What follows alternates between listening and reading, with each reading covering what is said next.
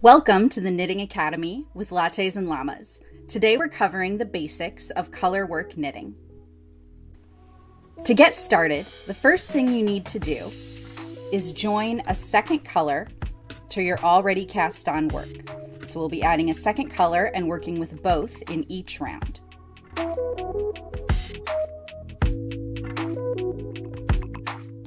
There are lots of methods you can use to join a second color. I'm going to show you my favorite one today. It is by no means a requirement for colorwork knitting. It's just the way I like to join a new yarn. So I'm going to go ahead and make a slip knot in my new color. And I'm leaving myself a decent amount of tail here because I'm actually going to weave it in as I work this first round. I'll hold it together with my working yarn and then I'll have less to do when my sock is finished. So I like to add my slip knot one stitch before the first stitch I'm going to work. So if I'm going to knit this first stitch with my new color, I'm actually going to join my slip knot to the end of the prior round, which in working on magic loop means I've put it on this needle. If you were working on like 9-inch circulars, you would just add it before this first stitch, but I'll add it a stitch before. And I'm going to go ahead and tighten up my slip knot a little, but I'm not going to make it super duper tight. I don't want it to be choking the cable. So here you can see it's on there. I've snugged it up a little, but it's not super tight. I'm going to hold both the tail and the working yarn coming from the ball together and knit through this first stitch. And I'm going to go ahead and show you in English knitting for our first demonstration, and then I'll switch to Continental so you can see what color work looks like in Continental. But here I've knit through both. I've got 2 strands on this needle. I'll treat those as a single stitch on the next round. And my new color is joined.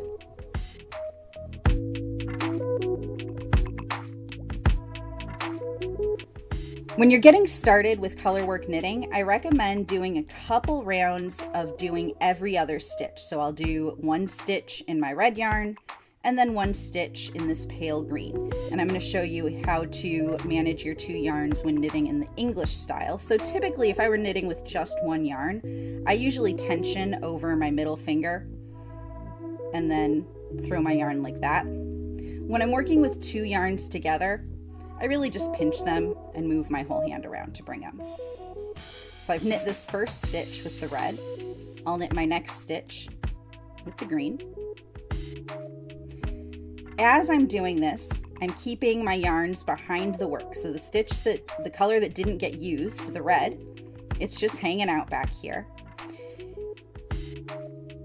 And when I'm ready for it, I knit with it. When I knit with the red, the green was hanging out. The most important thing you want to learn to do is to be consistent about which yarn's on the top and which yarn is on the bottom, and that's called color dominance. So whichever color is crossing over the top of the other color, so here, that's my red yarn comes across the top of the green when I knit a stitch, that's going to be the more dominant color. It's going to pop a little more on the front of my fabric. The green, it's coming under the red when I knit a stitch. You want to be consistent with that through your round or your work won't look even. It doesn't actually matter which color is dominant, it's just personal preference. I typically choose to make the color that is the background color the non-dominant yarn. So in this case that would be my green, will be on the bottom.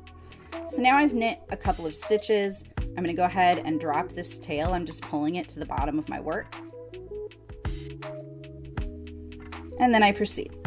When I get to the next round, I'll treat all of these red stitches that are really 2 loops on my needle. Those will get treated as 1 stitch. I've just already woven in my end and I don't have to do it later.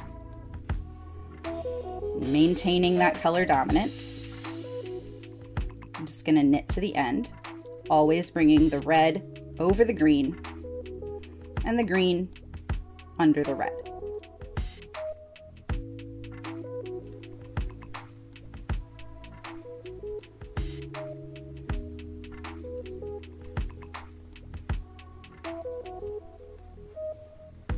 You want to make sure you're not pulling your stitches too tight, because that float on the back of the fabric, that's the color that's not being used right now. If those floats are too tight, your knitting won't have any stretch.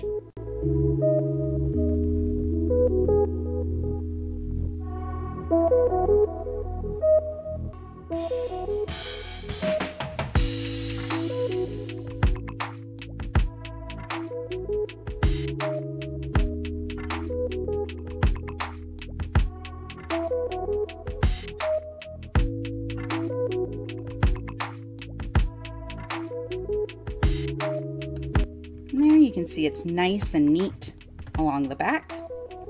My tail has already been woven in, so when I get to the end of my work, I'll be able to just snip that and go ahead and get to blocking.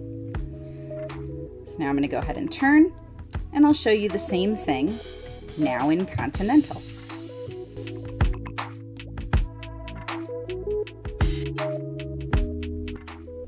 So here I'm going to do exactly what I did before, but now I've got my yarn in my left hand instead of my right for Continental knitting.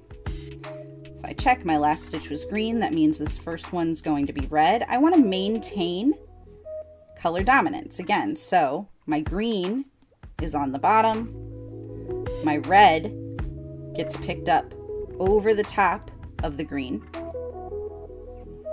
My green gets picked up underneath the red.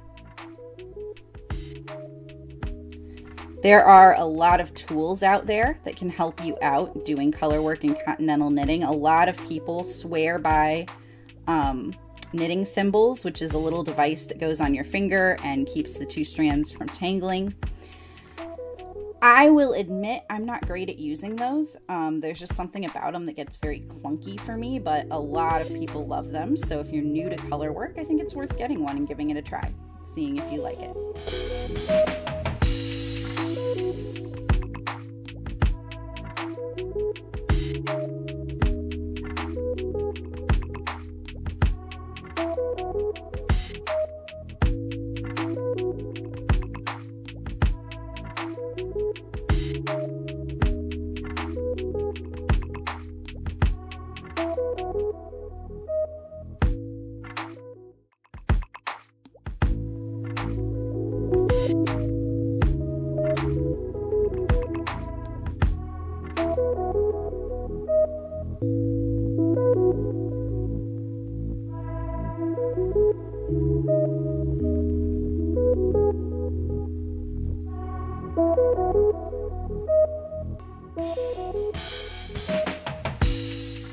Again, I'm just maintaining that color dominance. When I'm getting the red yarn, I'm going to come over the top of the green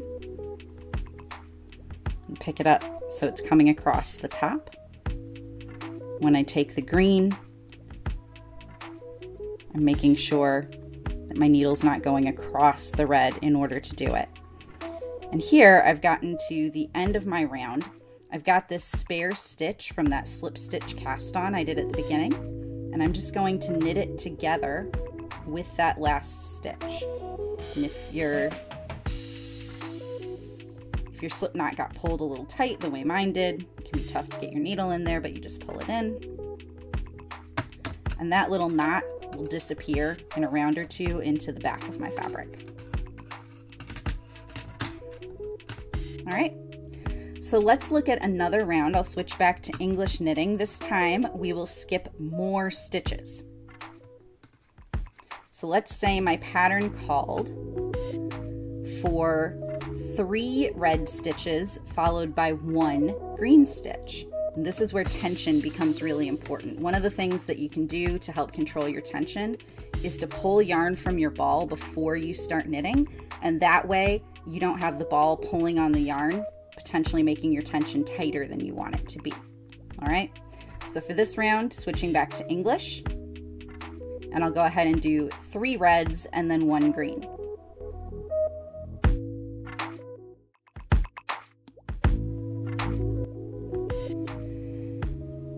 So the big thing about colorwork knitting, what'll make or break it, is your stitch tension. You need to keep it even when you're leaving that yarn along the back of your work. So here, I'm going to work 3 red stitches. 1, 2, 3. And these double stitches, that's just from when I wove in my tail as I was picking up the new color. So I'm going to treat all of these reds as single stitches. Right? So I've done 3 red.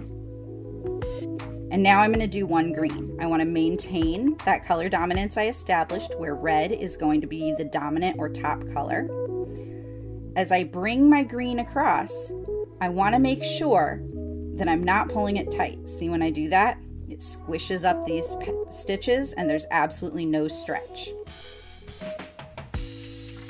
One thing you can do to help keep that from happening is as you knit with the color that is going to have that longer float, that 3-stitch float along the back of my fabric, I want to make sure the stitches I'm floating it across are spread out as far as I can on my needle,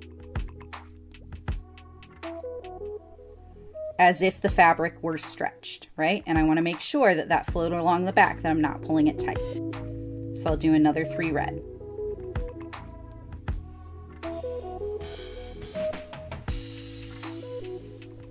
And again, I'm going to stretch those 3 out as far as I can before I work that green stitch. And that'll help me maintain nice even floats that have some stretch.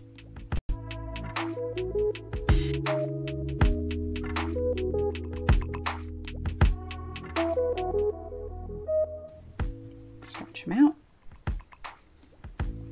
And work my 1 green stitch. And you'll see along the back, you have nice, even, pretty floats.